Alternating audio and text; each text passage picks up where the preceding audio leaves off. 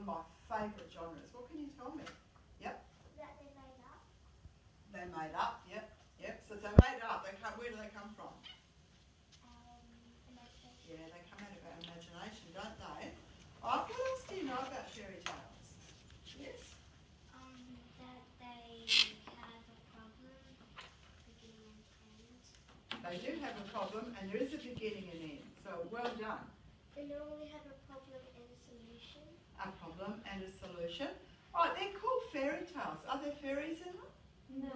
Sometimes. Yeah, you're right, Ned. Sometimes there are. Okay. Who do you think fairy tales were first put together for? Who do you think? What do you think, Josh? Little kids. Little kids. That's what nearly everyone in the world thinks. What do you think? Maybe not little kids, but also other kids, because most fairy tales are actually lessons to try and teach you things. Well done. Fairy tales have lessons to teach us things. What do you think? Fairy tales are like something that's made up, and like perhaps a dragon. They were made up by someone, and then they turned it into fairy tales, like things about dragons and things that are true, and things that might be think are dragons, like the dragon tear stone and the dragon blood. Yeah, they often have magical creatures and magical things happening in there. But I want to tell you something interesting. When fairy tales were first put together, they were for adults. What happened was that people would gather around the fire at night because they didn't have a TV and they didn't have nice heaters to go home to or any video games, so they'd go around the fire at night, all the adults, and if the kids were still awake, they might be there too, and then somebody would tell a story. And they would tell a story and they would put lots of magical things in it so that everybody would listen, and they became stories that people would listen to, and then they would go and tell other people, and they would tell other people, and there were even people who used to collect those stories, and they didn't even write them down, they would just tell people their stories. And then gradually, people started to write the fairy tales down. Yes, what are you going to say? And they also used as bedtime stories. Yes, and now they're used as bedtime stories, and now we tell them to kids. But do you know some of the first fairy tales were really scary and bloodthirsty, and I don't think your parents would want me to read you out some of the original ones. Yes. I know you love it, but they wouldn't like it. Now, fairy tales sometimes get changed around a bit, and I love this book because this is Fairy Tales for Young Australians, reimagined. What a lovely word that is. Reimagined and illustrated by Jan Wade. And this is one of my favourite ones, The Three Koalas. So what do you think this one might be about? What was the original one? What do you think? Hands up, Amatek. What do you think? It was the three that cars. I think it could be too. So let's have a listen. Once upon a time, and we get that a lot, don't we, in fairy tales? Not all the time. Sometimes it's long, long ago in an enchanted forest, but this time it's once upon a time. There was a little girl called Goldilocks. She lived on the edge of Blue Gum Forest. There's a lot of Aussie things in here. And although she looked as if butter wouldn't melt in her mouth, she didn't always do exactly as her parents asked. One day, Goldilocks decided to go for a bushwalk, even though her mother had warned her that it was easy to get lost in the bush. Good listeners here. Goldilocks took no notice of the warning and thought to herself, that would never happen to me. I'm far too clever. Sometimes we think we're a bit smart, aren't we? Sometimes we're not always right about that. At first, Goldilocks was interested in looking at the flannel flowers waving their soft petals in the breeze, the lizards whizzing across the tracks, and the cockatoos screeching in the treetops. But after she had been walking for some time, she became tired and decided to turn back. But all the tracks started to look alike, and the young girl began to wish that she had listened to her mother's advice. As darkness fell over the forest, the kookaburras laughed, and the currawongs chortled as they tucked their babies into their warm nests. I'll find my way back tomorrow, thought Goldilocks, snuggling down in the dry eucalyptus-scented leaves that had fallen from the tall trees overhead. Despite all the strange bush noises, She slept soundly and awoke feeling very hungry and set off to find the track home. The bush became thicker and thicker, and she knew that she had gone even further into the forest. To her surprise, tucked beneath the roots of a very old tree was a very peculiar little house. She pressed her nose against the window pane, and there on the table were 3 bowls of Weet-Bix, a jar of golden honey, and a jug of creamy milk.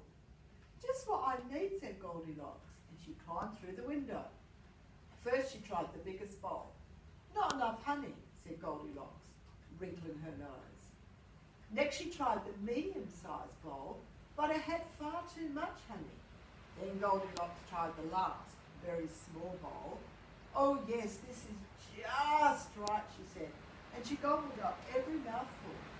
I'm going to talk a bit loudly now because the rain is my competition. Goldilocks felt much better after she had eaten the cereal, and she looked around for somewhere to sit. By the fireplace were 3 chairs. First she sat in the biggest chair, but it was too hard.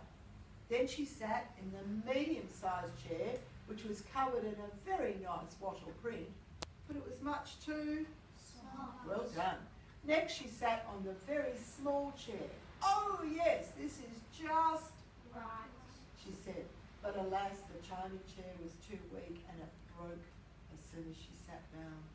Silly little thing, said Goldilocks, and she ran up the stairs to see what she could find next. Then she found 3 beds in a neat little room, all with pretty covers. Perhaps I'll have a little nap before heading home, she thought, as she jumped onto the biggest bed. But it was much too hard. It was much too hard.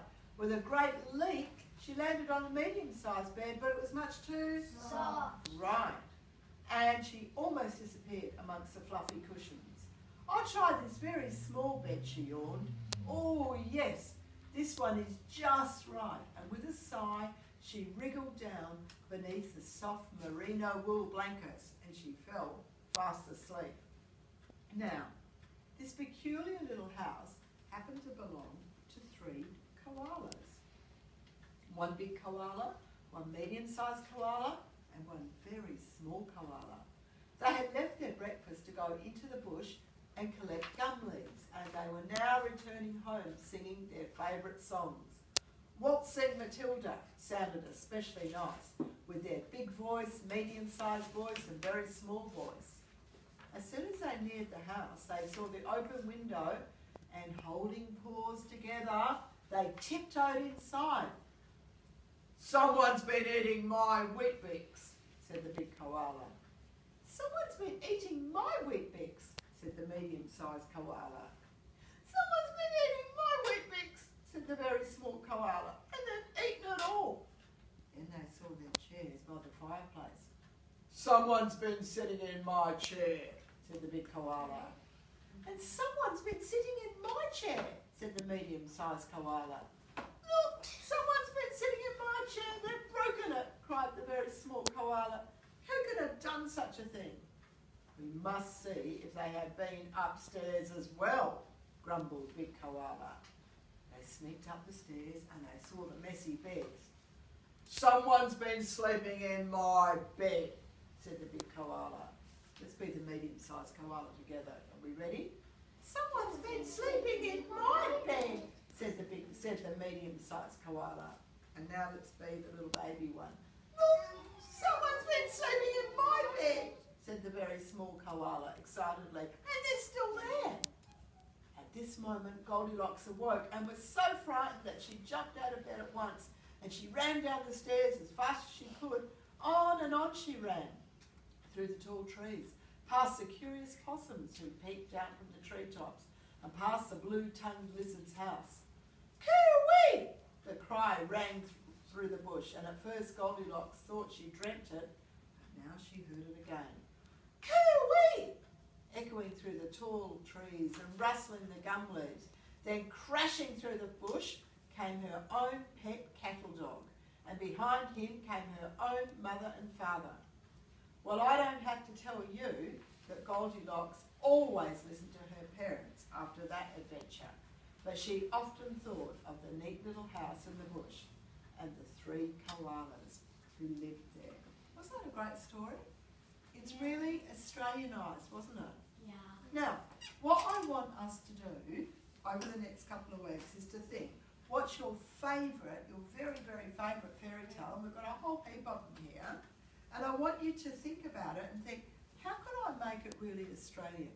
And that's what we're going to give you as a bit of a homework assignment. And you get your mums and dads to help you. So if you like Sleeping Beauty, you've got to see how you can make that really Australian. All right? If you like Cinderella, how could you make Cinderella really Australian? So that is your homework for the next couple of weeks. Give yourselves a big clap. You were fantastic.